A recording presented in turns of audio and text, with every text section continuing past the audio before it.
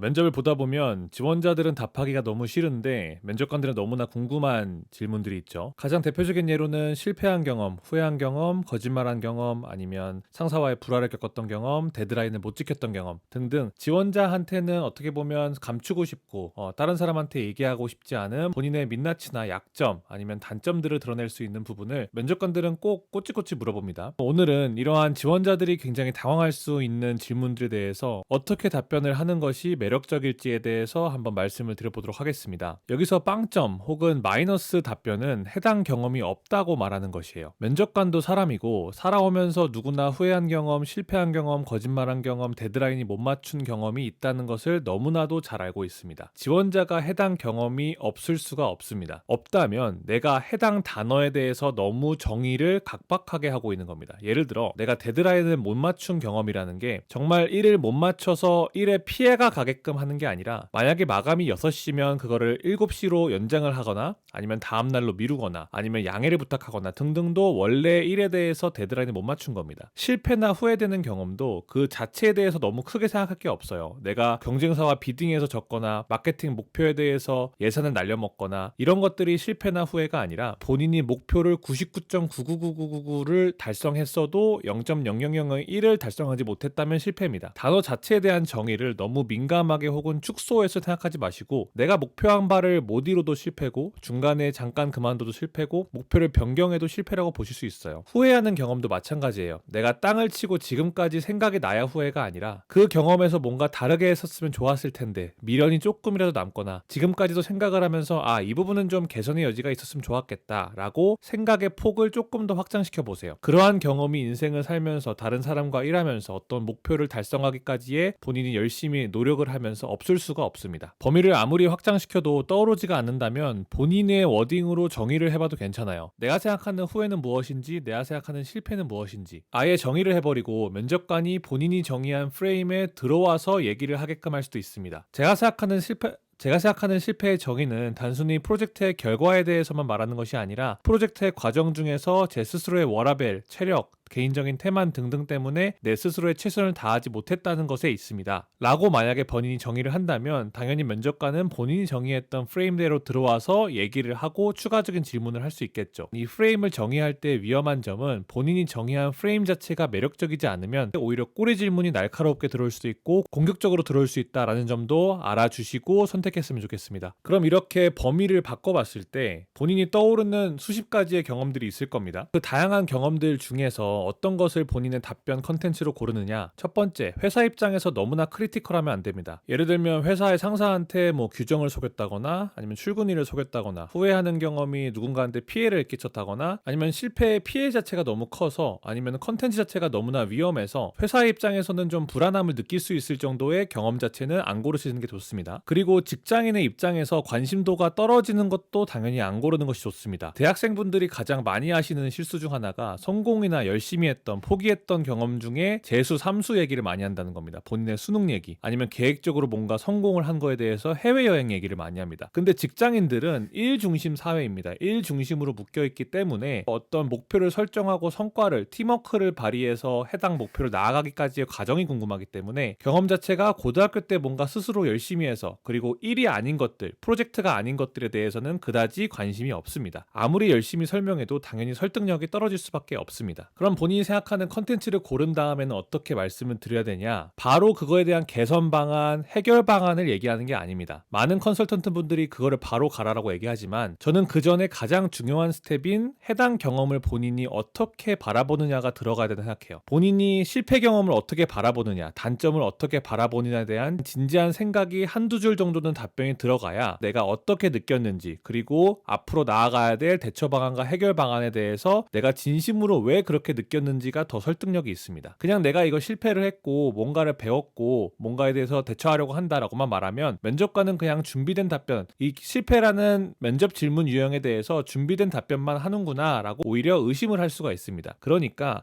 해당 실패 경험 단점에 대해서 내가 실제로 어떻게 생각하는지, 이 부분에 대해서 좋은 점은 뭔데 한계점은 뭔지를 명확하게 말하고 나서 그 다음에 다음 스텝인 해결 방안에 대해서 들어가는 겁니다. 그리고 세 번째는 그 경험 혹은 단점들을 통해서 본인이 배운 것, 깨달은 점들과 그것을 해결하기 위한, 개선하기 위한 굉장히 구체적인 방안들이에요. 저는 이 부분을 얘기할 때 구체성이 가장 중요하다 생각합니다. 배운 것에 대해서 구체적으로 말씀하시고요. 앞으로 이런 부분이 다시 일어나지 않기 위해서 본인이 개선시켰던 점, 개선시키려고 하고 있는 점을 구체적으로 말씀하세요. 내 업무상 단점으로는 앞에 있는 사람이 말하는 걸 잘 까먹는 단점이 있다. 그래서 안 까먹기 위해서 최선을 다하고 있다. 이건 절대 구체적이지 않습니다. 그래서 설득력도 떨어지죠. 나는 앞에 사람의 말을 잘 까먹지 않기 위해서 앞에 사람과 말을 할 때 중요하다고 생각하는 포인트가 있으면 항상 들고 다니는 노트에 메모를 하고 그 미팅이 끝나고 나면 해당 미팅 노트를 다시 한번 복기한다. 그런데 내가 기록했던 노트 중에서 헷갈리는 부분이 있으면 다시 한번 커뮤니케이션에서 내가 복기한 정보가 맞는지를 재확인하고 이러한 습관들을 계속